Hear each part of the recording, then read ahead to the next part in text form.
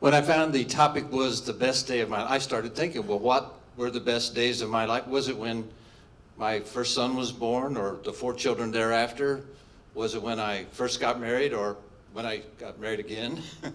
Was it when I graduated from college, or I earned a letter in fencing in college, or won a fencing tournament, or all these things that ran through my mind? What was my best day? And most of those days were considered around my younger days. And then I got to thinking, you know, maybe my best day was just a couple years ago. For my 73rd birthday, my 5 kids bought me my lifelong dream of a trip to South America. I wanted to go there because I wanted to see soccer played by the best players in the world. And I wanted to go to Argentina because I am a ballroom dancer, and I wanted to see the Argentine tango danced as it really is intended to be. So one of my children, Tassi, who's sitting back there, was designated to go with me. I went to my son Jeremy. I said, hey, I can take this trip by myself. I don't need Tassi to go with me and disrupt her life. And he said, look, Dad, if anybody asks, here's what you tell them. Tell them your kids were afraid that if you went to South America by yourself, you'd come back with a 25-year-old woman. So he said, but really, Dad, you've got a bad heart. We all know you have a bad heart. So we want somebody to go with you to take care of you while you're traveling. So away Tassi and I went. Santiago, Chile.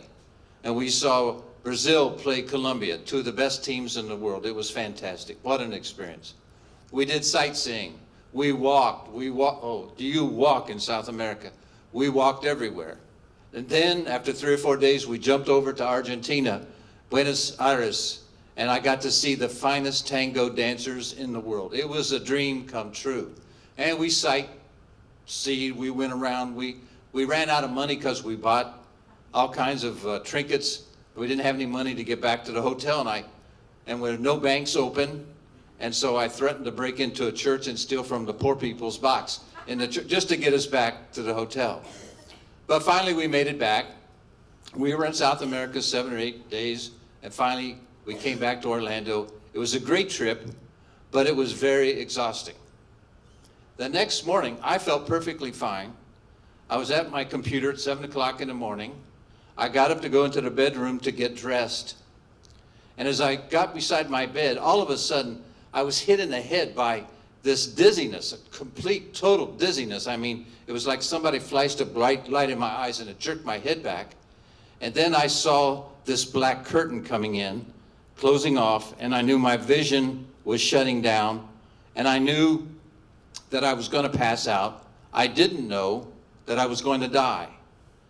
Just then, something felt like 3 guys hit me with a baseball bat at the same time, and all of my muscles went into a cramp, and I went like that, and I came back up, and I didn't pass out.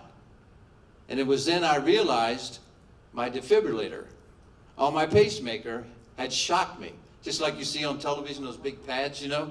Every muscle in your body is shocked. It's really quite a shocking experience. I went to the hospital, and they showed me the printout. They downloaded the computer from my chest, and they showed it to me. And here my heart is just vibrating. It's not beating.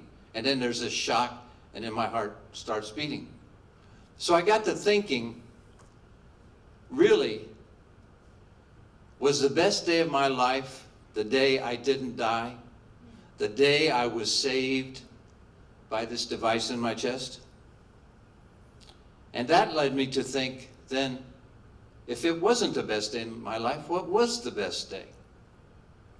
And I have concluded that the best day in my life, and I think is also the best day in your life, is today, because we are alive to enjoy it.